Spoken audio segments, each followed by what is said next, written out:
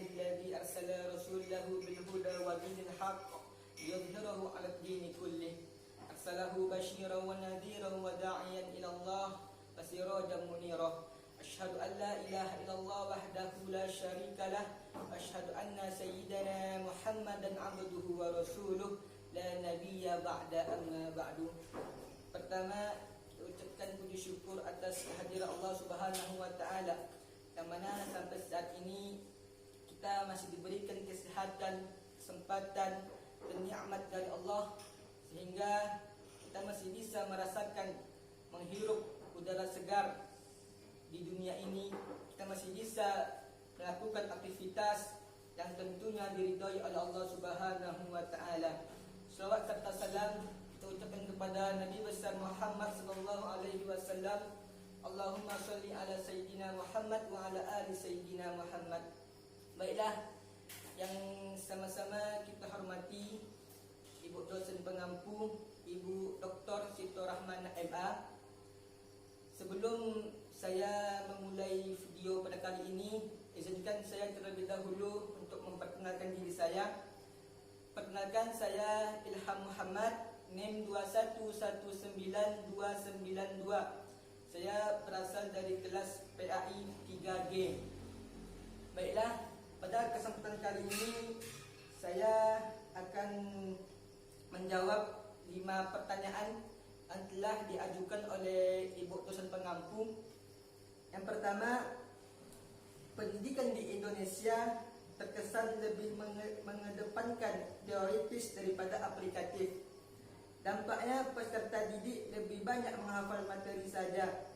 Menurut saudara, bagaimanakah sistem manajemen pendidikan yang seharusnya diberikan kepada peserta didik sehingga mereka tidak hanya mampu memahami materi secara komprehensif, tetapi juga mengaplikasikannya dalam kehidupan yang nyata?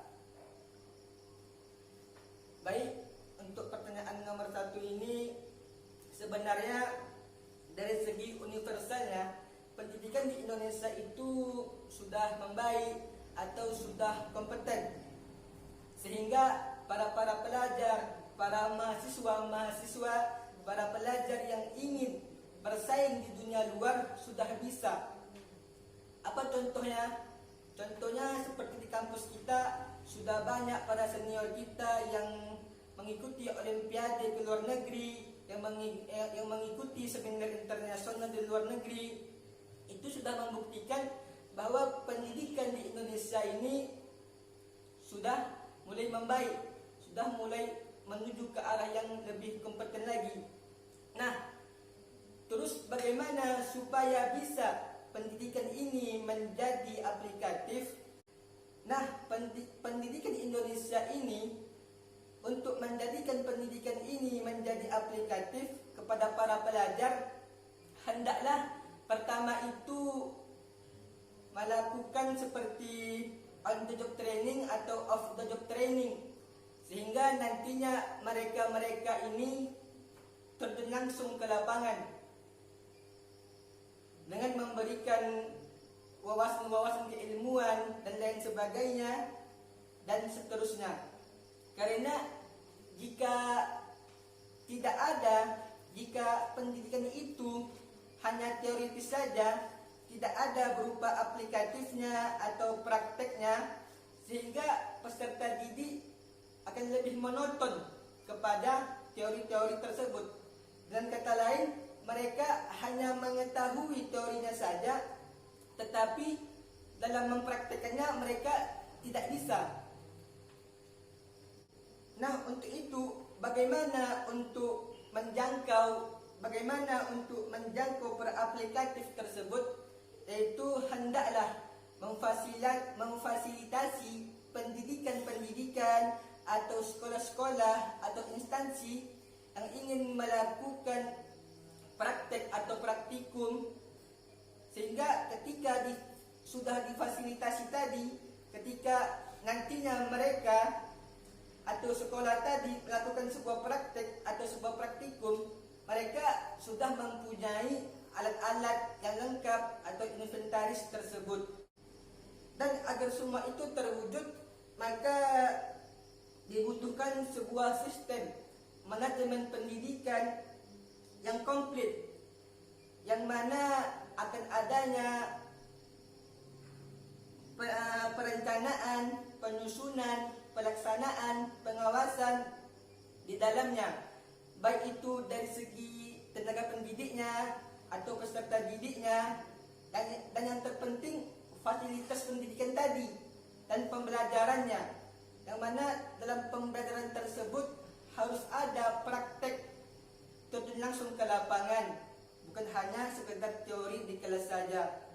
Nah, semuanya itu harus ada di dalam manajemen pendidikan tersebut. Mungkin begitu gambaran dari saya mengenai soal yang pertama ini.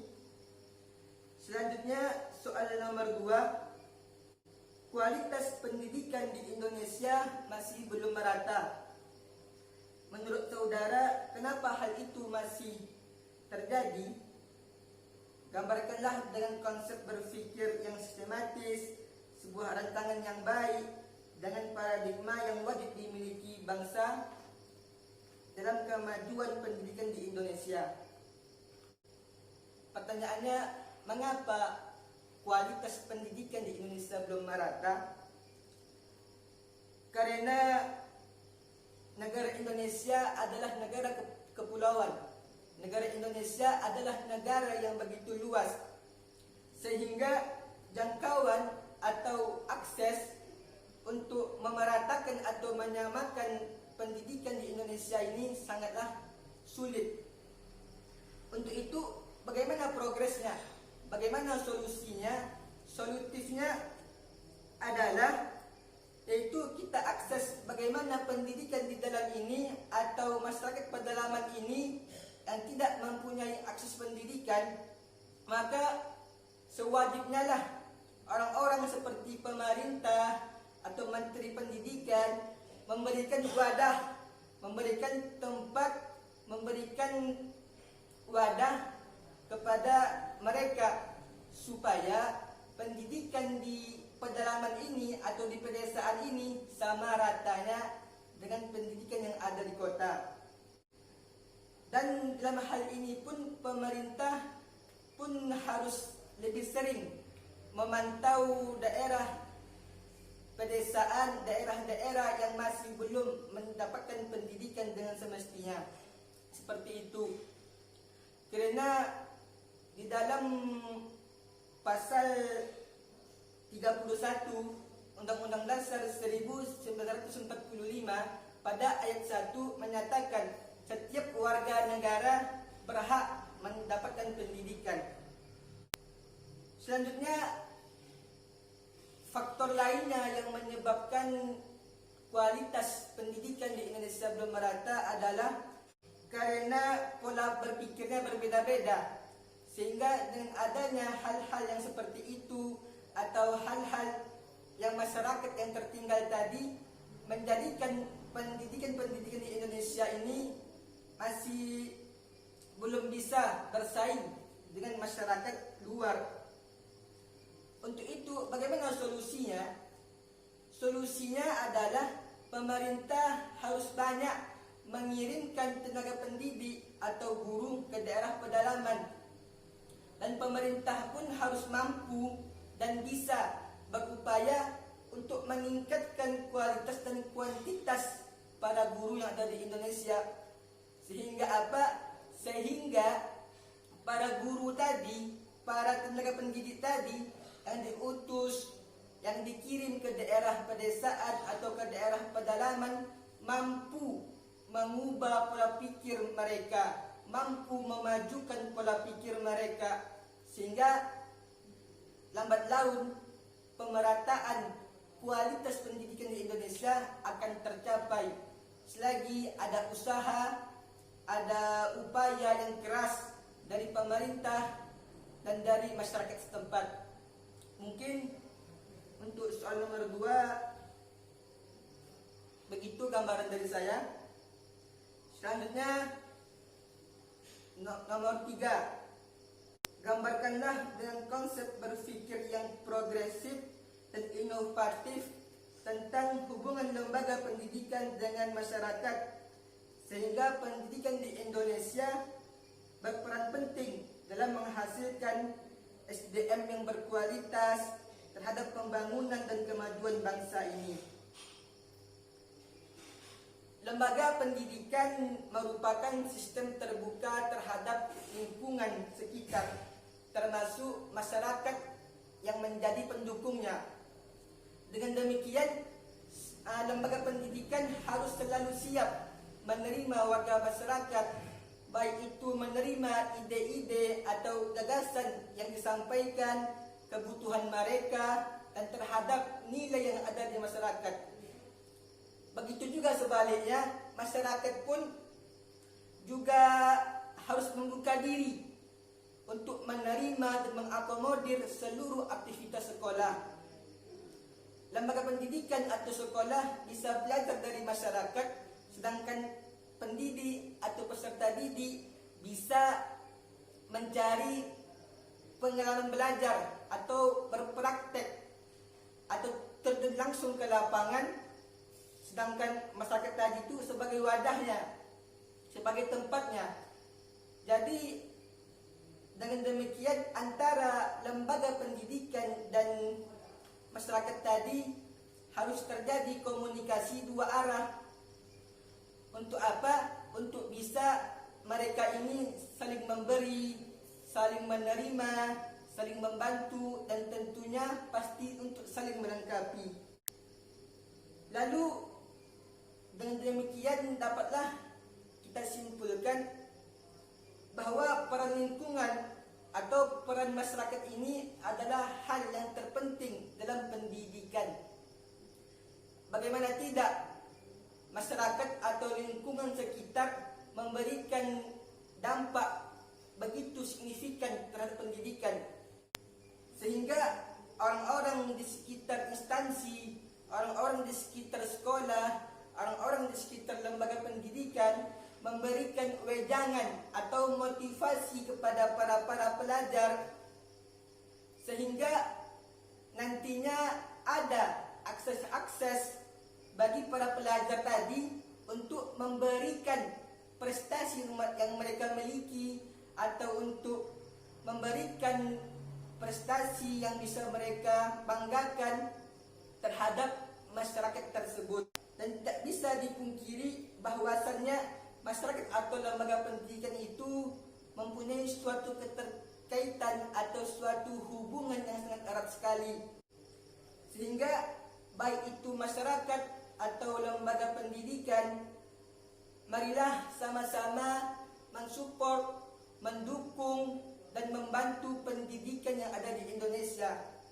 Begitu juga masyarakat ini juga harus mensupport, harus membantu, harus mendukung lembaga pendidikan yang ada di sekitarnya, sehingga nantinya terciptalah generasi-generasi emas yang menjunjung tinggi negara, agama, dan tanah air bangsa Indonesia yang kita cintai ini.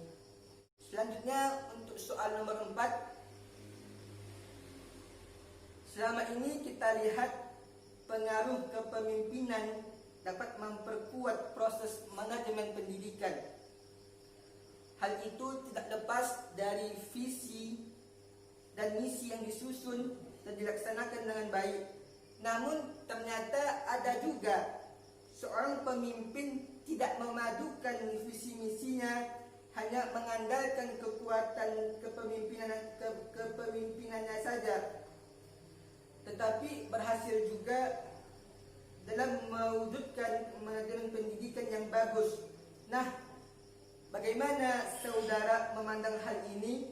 Karena sejatinya keberhasilan kepemimpinan seseorang pemimpin sangat berpengaruh besar dalam suatu manajemen pendidikan.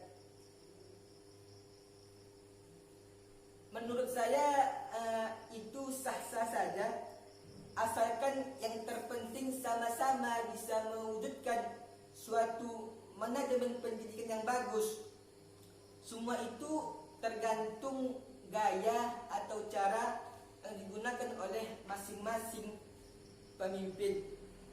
Selagi ia bisa untuk memajukan organisasinya dalam mengatasi manajemen pendidikan ini berarti tanpa ada visi dan misi tadi, berarti itu sudah bagus.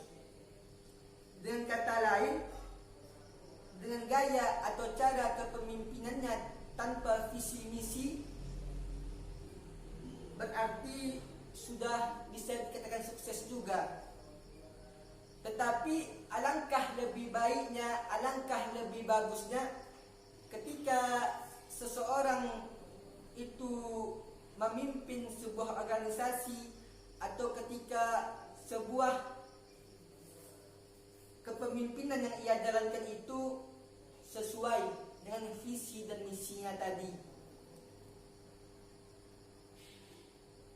Karena apa? Karena sejatinya para pemimpin itu lebih baik kita ambil atau kita tunjuk pada orang-orang berpendidikan, bahwasannya kita tidak bisa pungkiri orang-orang yang memimpin itu haruslah orang-orang yang mempunyai pendidikan yang tinggi atau orang-orang yang mempunyai pengaruh besar terhadap pendidikan, sehingga manajemen pendidikan yang telah disusun tadi, yang telah mereka buat bingkai, yang telah mereka rancang tadi, bisa menjadikan pendidikan itu lebih bagus, lebih maju, lebih efektif, lebih efisien, sehingga manajemen pendidikan itu lebih terarah, lebih terukur, hingga akhirnya terobosan-terobosan yang mereka kerjakan berdampak sangat positif atau berdampak inovatif atau berdampak kemajuan untuk progres ke depannya. Pemimpin yang baik itu adalah pemimpin yang mempunyai visi dan misi yang tajam dan akurat, sehingga ketika mereka itu memimpin visi dan misinya tadi sudah dikelola dengan baik. Visi misi tadi sudah dikelola dengan baik, sudah dirancang dengan baik, sehingga mereka akan membuatkan sistem yang lebih terukur dan terarah dan menentukan nasib pendidikan untuk selanjutnya, atau menentukan peraturan-peraturan dan kebijakan-kebijakan yang berhubungan dengan pendidikan selanjutnya. Atau juga bisa sebenarnya menggunakan kekuatan kepemimpinannya, tetapi dia tidak memadukan visi dan misinya. Nah, itu mungkin karena daya gedornya atau gaya kepemimpinannya yang seperti itu. Sehingga apa? Sehingga orang-orang yang berada di sekitarnya memberikan kewenangan kepadanya, bahwasannya dia ini adalah orang-orang yang berhak atau orang-orang yang bisa diajak untuk memotivasi, untuk memajukan pendidikan-pendidikan yang ada di negara tersebut. Mungkin seperti itu. Soal terakhir, dalam situasi lingkungan yang penuh dinamika, manajemen pendidikan harus bisa menciptakan pelayanan yang memuaskan kepada peserta didik, orang tua, dan masyarakat. Lalu bagaimana dengan kondisi pendidikan sekarang yang mengharuskan kegiatan belajar daring dan masalah utamanya adalah kesulitan mendapatkan sinyal. Alhasil peserta didik tidak bisa belajar maksimal, sementara pemerintah sudah mengupayakan bantuan kuota internet. Padahal salah satu prinsip utama supervisi pendidikan adalah bukan mencari kesalahan, tetapi mencegah kesalahan. Sebagai orang yang terdidik, bagaimana pandangan saudara mengenai hal ini, dan apa yang bisa saudara kontribusikan melalui pemikiran saudara bahwa saat yang bersamaan dan kondisi pandemi ini, pendidikan masih bisa bersaing secara efektif dalam konteks lokal, nasional, bahkan global. Untuk soal nomor 5 ini, tidak semua orang mempunyai kuota internet dan tidak semua orang mempunyai alat telekomunikasi seperti handphone, laptop, dan lain sebagainya. Dan tidak semua orang mempunyai akses yang baik, dan tidak semua orang mempunyai internet yang baik. Ada juga orang-orang yang tinggal di pedesaan, di pedalaman. Mereka ini jauh dari kata internet, sehingga inilah yang membuat masalah atau problem sekarang ini. Apalagi masa pandemi ini, sehingga pembelajaran jarak jauh atau daring ini dilaksanakan. Nah, bagaimana pandangan saudara akan hal ini, dan apa yang bisa saudara kontribusikan melalui pemikiran saudara bahwa saat yang bersamaan dan kondisi pandemi ini, pendidikan masih bisa bersaing secara efektif dalam konteks lokal, nasional, bahkan global. Itu tadi yang sudah saya jelaskan sebelumnya, bahwasanya pemerintah atau Menteri Pendidikan hendaklah memberikan fasilitas kepada orang-orang yang mempunyai keterbelakangan seperti tidak mempunyai alat telekomunikasi ataupun kuota internet. Jika pemerintah sudah berupaya memberikan kuota internet sebagaimana yang ada pada soal di atas, maka pemerintah harus memberikan kuota internet tersebut secara merata. Sehingga apa? Sehingga para pelajar yang berasal dari berbagai daerah, baik itu dari daerah pedalaman, baik itu dari daerah pedesaan, bahkan perkotaan, bisa mendapatkan kuota internet yang sama. Jika masih ada kendala juga seperti jaringan yang tidak baik, jaringan yang kurang bagus, mungkin pemerintah bisa lebih ekstra berupaya untuk mengatasi hal ini.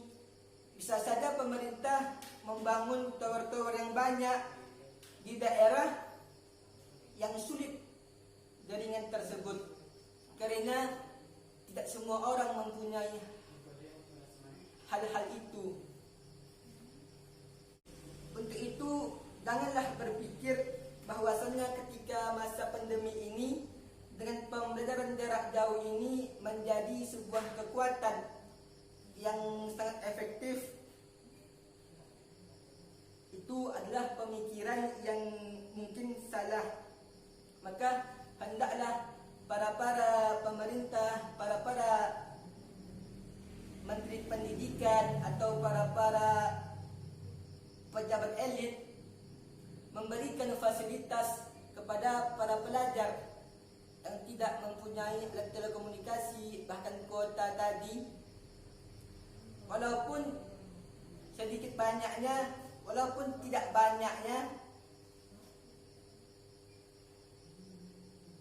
walaupun tidak banyaknya akses internet yang diterima oleh peserta didik tadi, tetapi setidaknya mungkin ini bisa sebagai motivasi atau sebuah penyemangat kepada peserta didik tadi untuk menimba ilmu pengetahuan. Lalu mengenai pendidikan yang bagus itu adalah pendidikan yang mempunyai daya gedor yang cukup tinggi, sehingga pendidikan itulah dinyatakan pendidikan yang sangat bagus. Dan untuk bersaing secara global bisa saja, karena untuk pendidikan di saat sekarang ini, di saat pandemi ini, bisa dilaksanakan lewat virtual atau lewat daring, sehingga nantinya tetap para pemerintah atau menteri pendidikan memberikan fasilitas kepada peserta didik, kepada orang-orang yang tidak mempunyai alat telekomunikasi atau kode internet. Pemerintah harus bisa menyediakannya, memfasilitasinya. Karena bagaimanapun banyak orang-orang yang jauh di sana, yang tinggal di pedalaman, di pedesaan, tidak mempunyai alat telekomunikasi, bahkan kuota internet. Sehingga apa? Sehingga akses mereka tidak bisa memberikan akses yang banyak, tidak bisa bersaing secara global. Bagaimana bisa mereka bersaing secara global sedangkan mereka tidak mempunyai akses tersebut? Nah, untuk itu pemerintah harus bisa ambil andil dalam masalah ini, sehingga nantinya para generasi emas ini mempunyai tujuan hidup untuk mencerdaskan bangsanya, seperti yang tertera dalam Undang-Undang Dasar 1945.